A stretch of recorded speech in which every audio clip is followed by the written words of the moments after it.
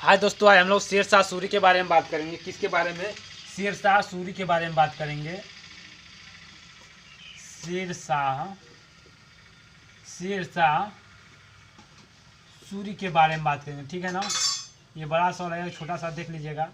शेरशाह सूरी के बारे में बात करेंगे। किसके बारे में? शेरशाह सूरी।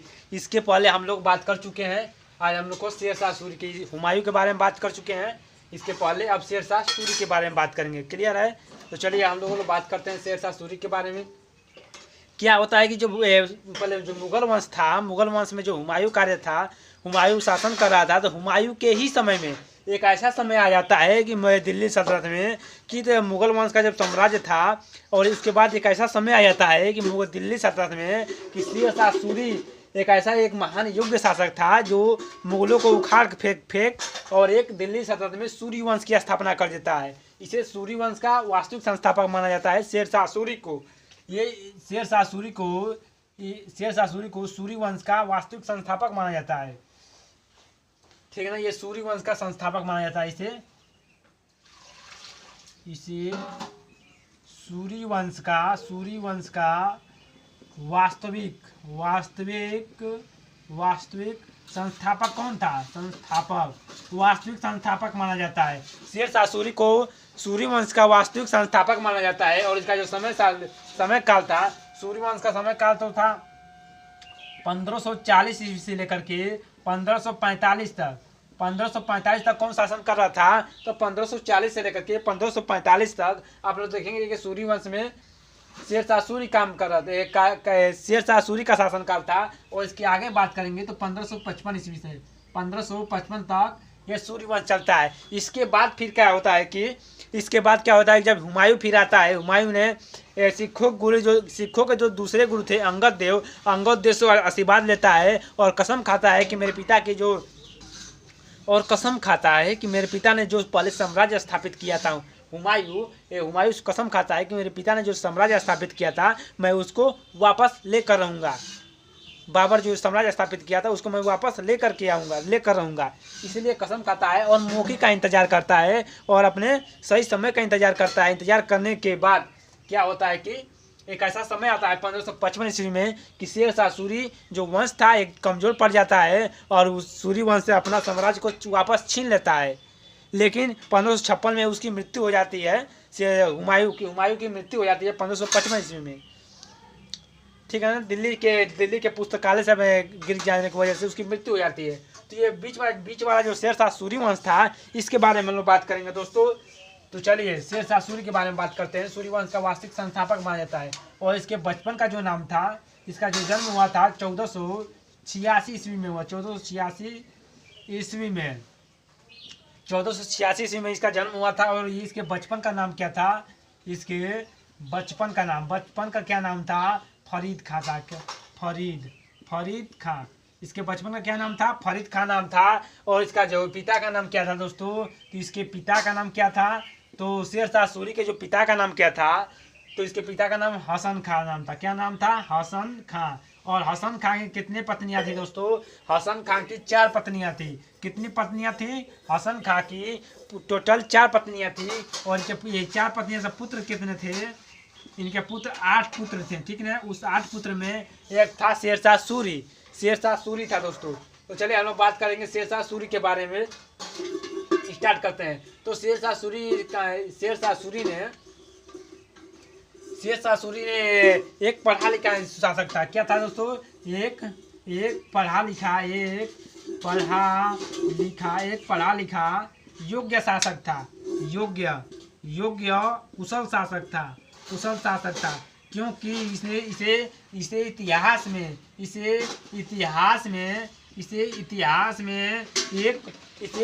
में प्रशासन कार्य के लिए जाना जाता है। इसे इतिहास में अपने प्रशासनिक कार्य के लिए जाना जाता है।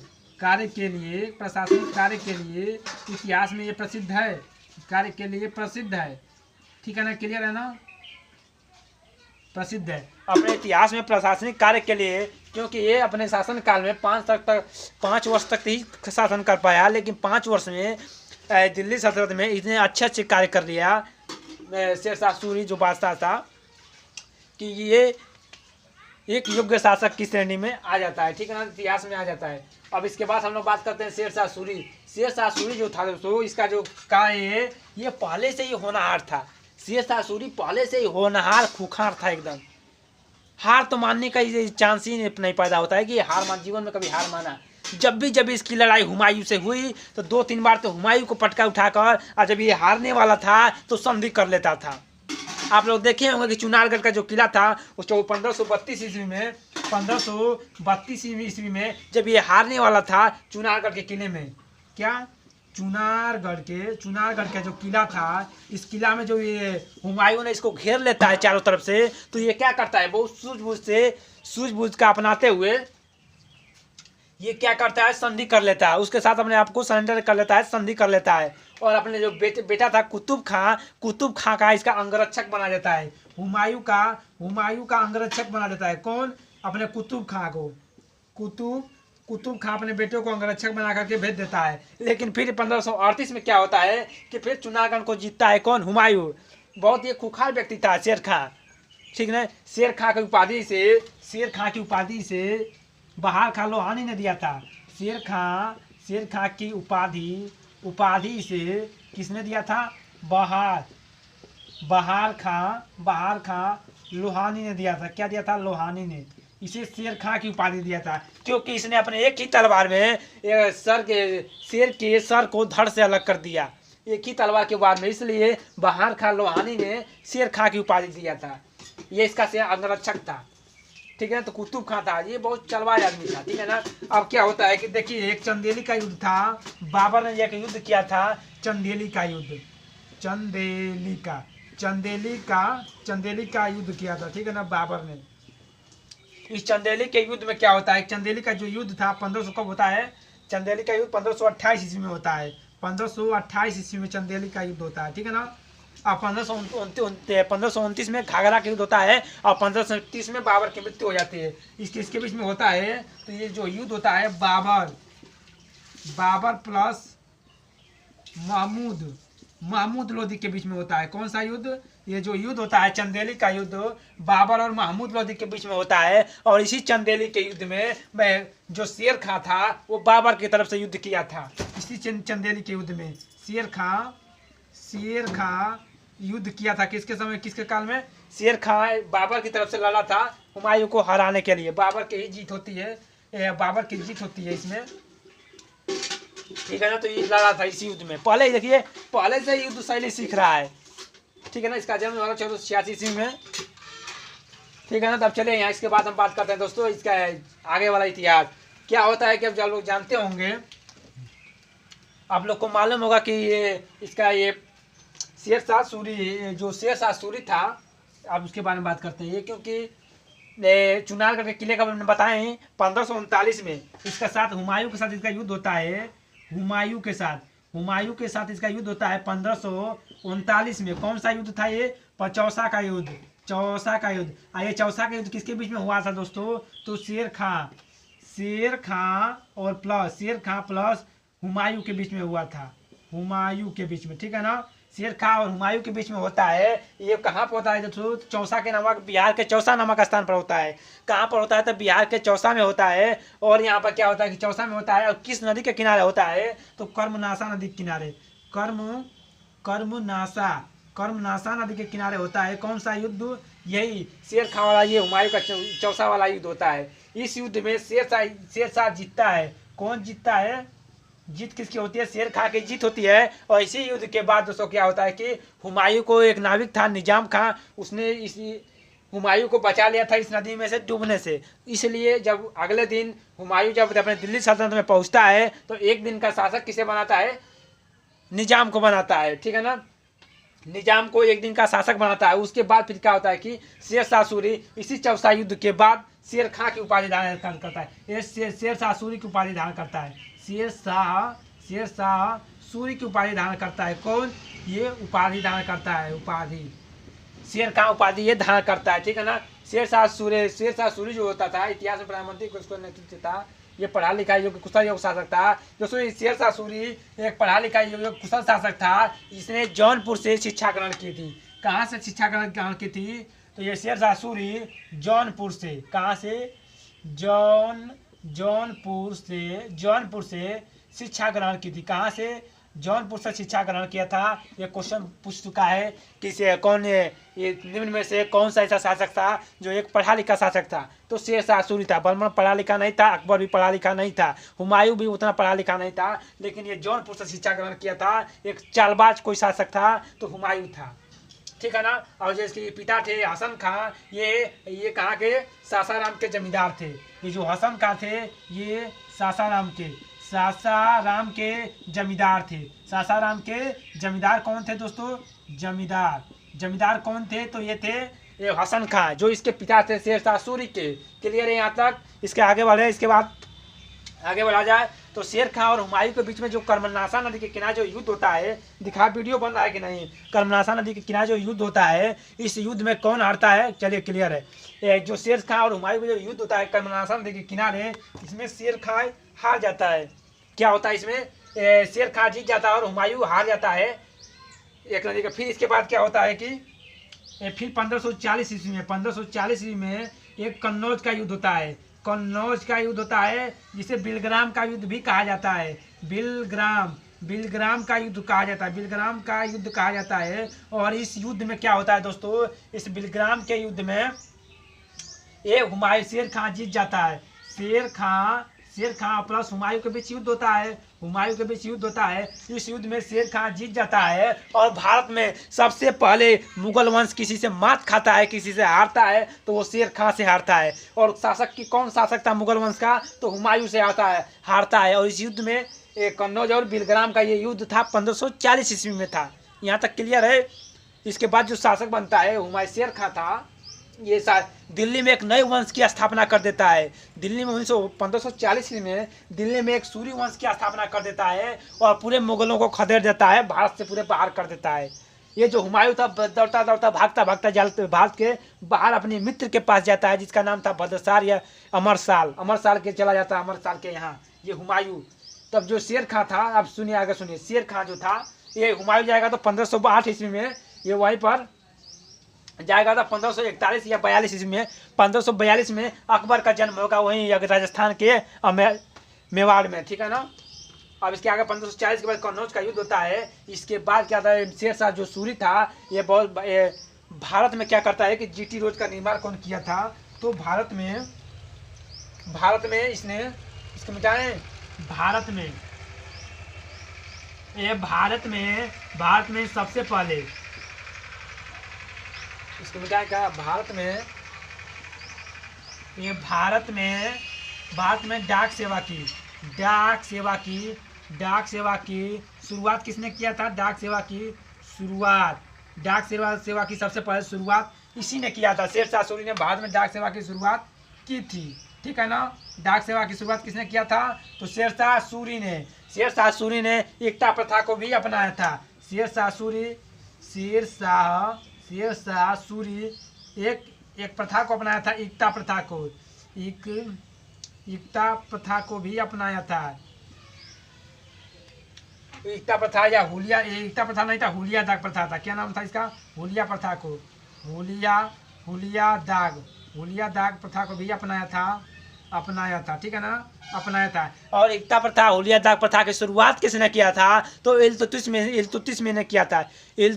ने किया था हुलिया दाग प्रथा की शुरुआत, ठीक है ना। यह शेरशाह सूरी भी इसको भी अपनाता है और डाक सेवा की भी शुरुआत करता है। और भारत में, और इसको मिटाने दीजिए, मिटाता हो रहा है, इसको मिटाने दीजिए, इसको मिटा रहे हैं, ठीक है ना, क्लियर है ना, इसको मिटा रहे हैं। भारत में सबसे पहले इधर से मिटा देंगे तो काम हो जाएगा, इतना ही बस मिटा देंगे तो काम हो जाएगा, खत्म हो जाएगा, ज़्यादा नहीं है।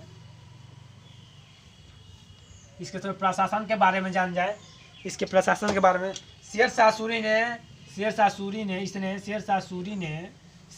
खिंचाया ये लाइन। शेरशाह सूरी ने भारत में सबसे पहले जीटी रोड का ग्रांड टैंक रोड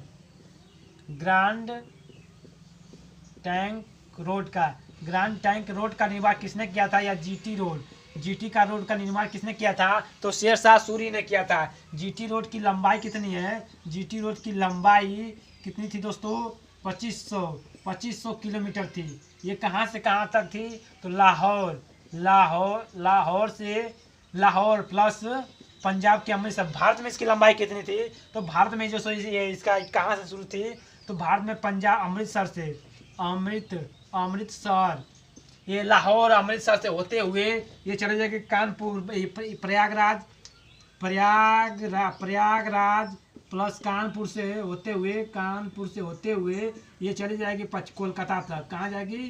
कोलकाता तक जाती है जो ये कोलकाता तक। भारत में इसके देखिए यहाँ से अमृतसर से प्रयागराज कानपुर, ये भारत में इसकी लंबाई मिलेगी यहाँ तक। ये भारत में विस्तृत है। लाहौर तक थी, पाकिस्तान अफगानिस्तान तक भी थी। एक ग्रैंड ट्रंक रोड, इसने बहुत एक प्रशासनिक का अच्छा कार्य किया था दोस्तों। इसने क्या किया था कि इसने और एक कार्य किया था। इसके शासनकाल में, शेरशाह सूरी के शासनकाल में गुप्तचर विभाग कार्य करता था। गुप्तचर विभाग कार्य करता था। और इसने दोस्तों गुप्तचर विभाग कार्य करता था और इसने मुंसिफा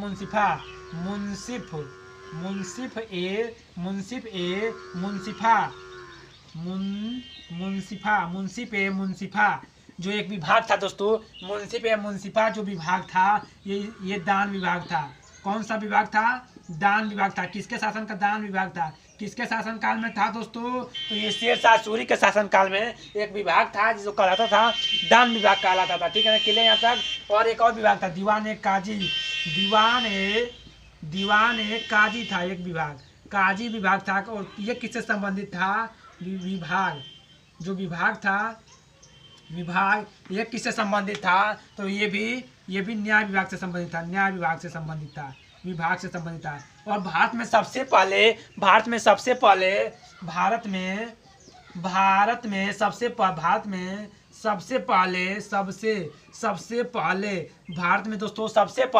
अगर कोई शासक था जिसने रुपये का प्रचलन किया, भारत में सबसे पहले रुपये का प्रचलन किसने किया था? रुपये का प्रचलन किसने किया था? तो भारत में सबसे पहले रुपये का प्रचलन शेरशाह सूरी ने ही किया था। रुपये का प्रचलन शेरशाह सूरी ने किया था। चांदी के सिक्कों को ढलवाकर, चांदी के सिक्कों से रुपये का प्रचलन किया था। किसके? रुपये का। और तांबे के सिक्कों से दोस्तों किसका प्रचलन किया था? देखिए भारत में सबसे पहले रुपये का प्रचलन किसने किया था? तो चांदी के सिक्कों से रुपये का प्रचलन किया था। और तांबे के सिक्कों से दाम का प्रयोग किया था। ठीक है ना। और शेरशाह सूरी के शासनकाल में 23 टकसाल थे। टकसालों की संख्या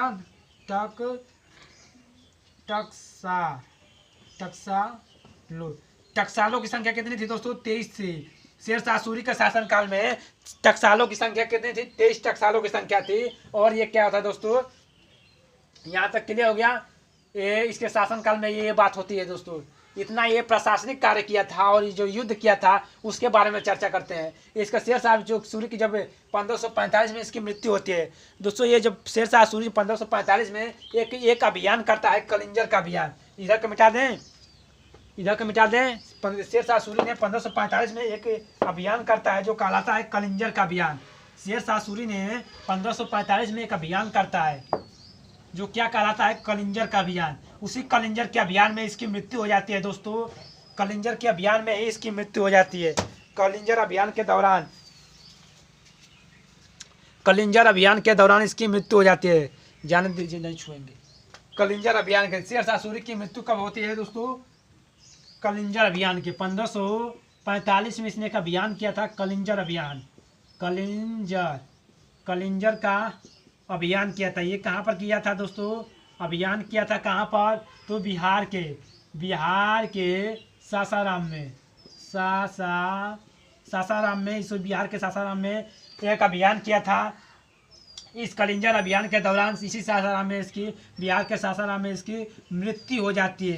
क्या होती है दोस्तों? मृत्यु हो जाती है। क्यों मृत्यु हो जाती है? क्योंकि जब किले पर जो गोला बारूद फेंक रहा था, क्योंकि जानते हैं भारत में सबसे पहले गोला बारूद लाने वाला बाबर था, तो ये भी जब तोपों से गोला बारूद फेंक रहा था तो किलों से टकरा करके एक जो एक जो गोला था, एक गोला था, उसकी आकर के जहाँ पर रखा गया था गोला बारूद, उसमें चला आता है और ये वहीं पर खड़ा होता है, जिसके वजह से इसकी मृत्यु हो जाती है। कहाँ पर? बिहार के सासाराम में। इसका जो मकबरा है, मकबरा ये भी कहाँ होता है दोस्तों? तो बिहार के सासाराम में इसका मकबरा कहाँ है? बिहार के सासाराम में। चारों तरफ जल से घिरा हुआ है। और बिहार के शेरशाह सूरी दोस्तों एक एक दो किलो का निर्माण करवाया था। 2 किलो का निर्माण करवाया था दोस्तों इसने। 2 किलो का निर्माण करवाया था। 2 महलों का। एक था दोस्तों दिल्ली का पुराना महल, दिल्ली का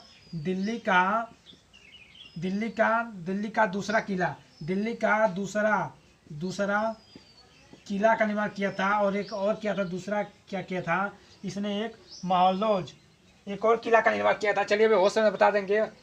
और किला क्या नाम था? रोहतासगढ़ का किला। हाँ, रोहतासगढ़ का किला। रोहतासगढ़ के किले का निर्माण करवाया था। रोहतासगढ़ का किला, ठीक है ना? इसको हम देख लेंगे रोहतासगढ़ का किला है क्या। रुकिए थोड़ा देख लें, ये क्योंकि किलो से क्वेश्चन पूछता है इसके।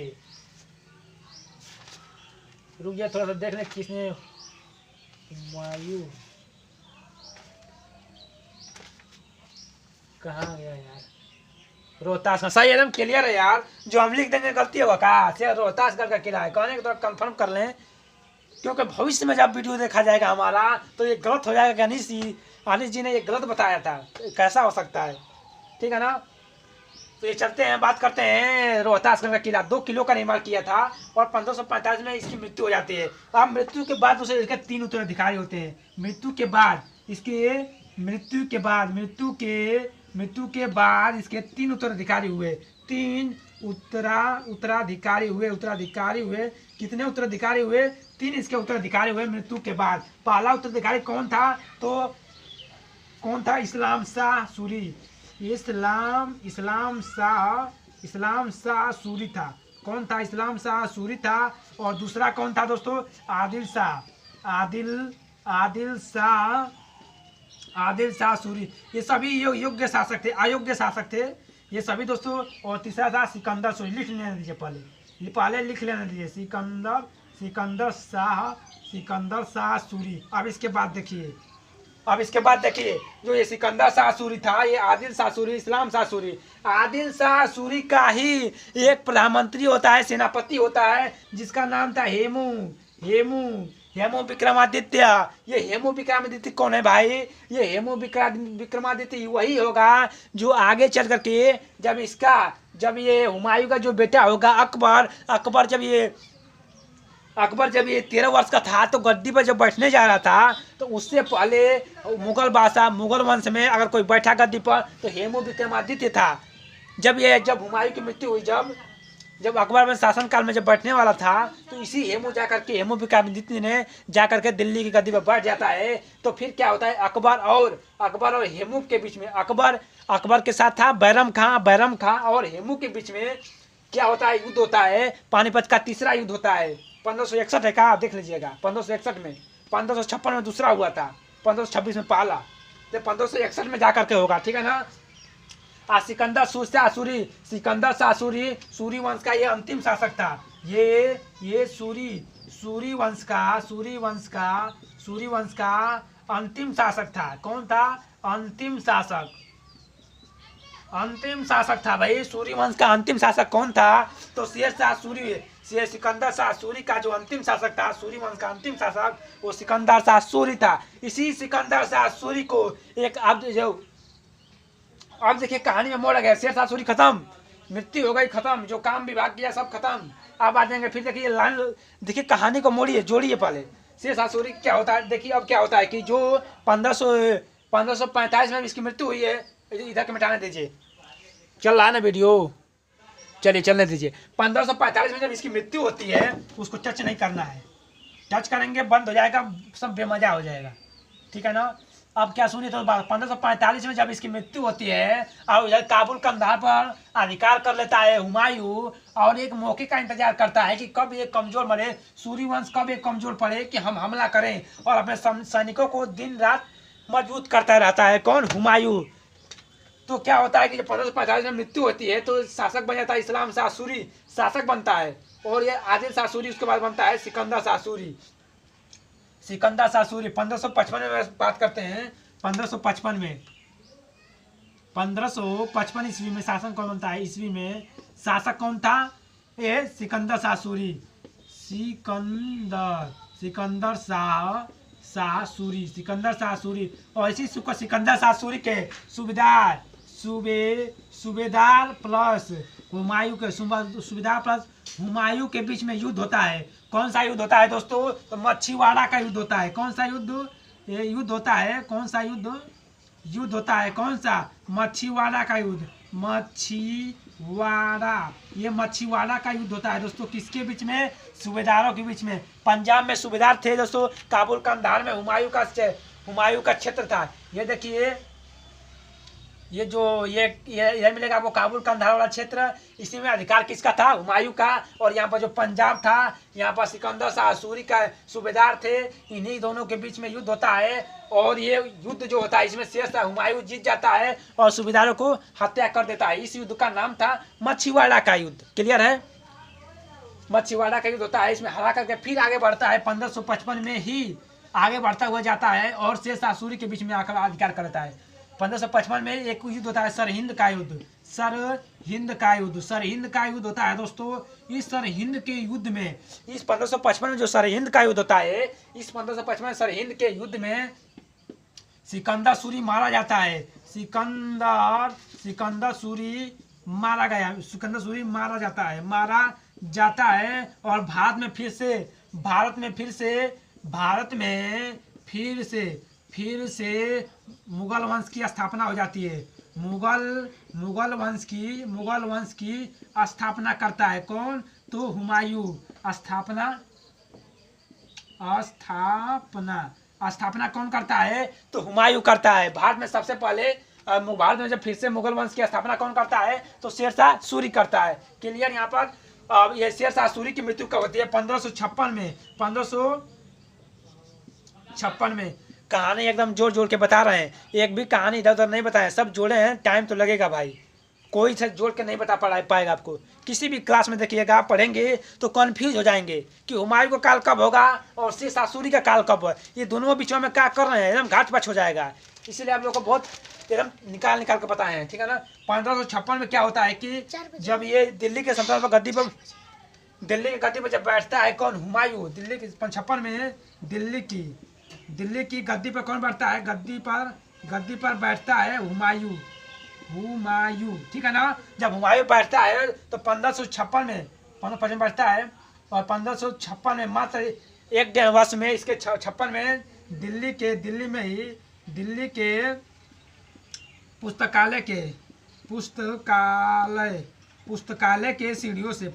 के सीढ़ियों से गिरने की वजह से इसकी मृत्यु हो जाती है। क्या हो जाती है? इसकी मृत्यु हो जाती है दोस्तों। किसके? शेर शाह सूरी की मृत्यु हो जाती है 1556 ईस्वी में। दिक्कत नहीं ना कोई? क्लियर है ना। इसकी मृत्यु हो जाती है और मृत्यु होने के बाद दिल्ली में पुस्तकालय मृत्यु हो जाती है। और फिर इसके बाद जो अगला शासक बनता है हुमायूं के बाद, उसका जो उत्तराधिकारी बनता है वो होता है अकबर। कौन बनता है इसके बाद? उत्तराधिकारी कौन बनता है? उत्तराधिकारी कौन बनता है दोस्तों? उत्तराधिकारी कौन बनता है? अकबर बनता है। अकबर, ये अकबर कौन है भाई? तो आप लोग को बता चुके हैं अकबर, ये अकबर बनता है। और अकबर का आप लोग को बता चुके हैं इसका जन्म कहाँ हुआ था। तो 1542 में इसका अकबर का जन्म होता है। और जन्म होने के बाद दोस्तों इसका जो सेनापति था कौन था? सेनापति कौन था? इसका जो सेनापति था कौन था दोस्तों? बैरम खां। क्या नाम था? बैरम खां था। क्या नाम था दोस्तों? बैरम खां। अकबर का सेनापति कौन था? तो बैरम खां था। और बैरम खां ने ही दोस्तों, ये लास्ट में एक युद्ध होता है, ये बैरम खां और अकबर के भी बैरम खां की तरफ सेनापति था और अकबर के भी अकबर था। और हेमू के बीच में पानीपत का तृतीय युद्ध होता है। और तृतीय युद्ध में फिर हेमू को मार दिया जाता है। और उसके बाद शासक कौन बन जाता है? अकबर शासक बनता है। ठीक है ना। अगले वीडियो में बात किया जाएगा अकबर के बारे में। अकबर महान सुल्तान था। अकबर के बारे में इसी के साथ अकबर के ही शासनकाल में पेटिकोट सरकार की बात की जाएगा। पेटिकोट सरकार 1560 से लेकर के 1562 तक, 1560 से लेकर के 1560 से लेकर के 1562 तक जो अकबर का शासनकाल था उसे पेटीकोट सरकार कहा जाएगा। क्या कहा जाएगा? पेटीकोट सरकार, पेटीकोट सरकार, पेटीकोट सरकार। और इसी में 1562 में क्यों कहा जाएगा?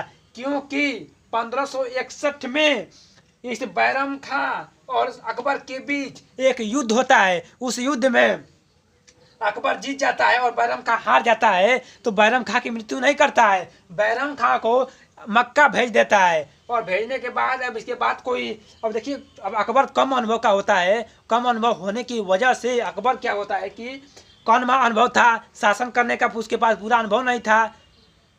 ठीक है ना? तो अकबर एक कुशल अकबर जो भी कार्य करता है अपने जीजी और अपने जो महामनगा के कहने पर करता है। लेकिन 1562 में उस महामनगा की मृत्यु हो जाती है। और मृत्यु होने के बाद ये स्वयं क्या करता है? स्वयं निर्णय लेने लगता है। कौन? अकबर। ठीक है ना? लेकिन जो महामनगा इसे 1560 से लेकर के 1562 तक जो भी निर्णय लिया अकबर ने, वो अपने दीदी महामनगा, अपने जीजी महामनगा से पूछ करके लेता था। इसलिए इसे पेटीकोट सरकार कहा जाता है। चलिए आगे बात होगी अकबर के बारे में, तब तक बंद किया जाता है। थैंक यू दोस्तों।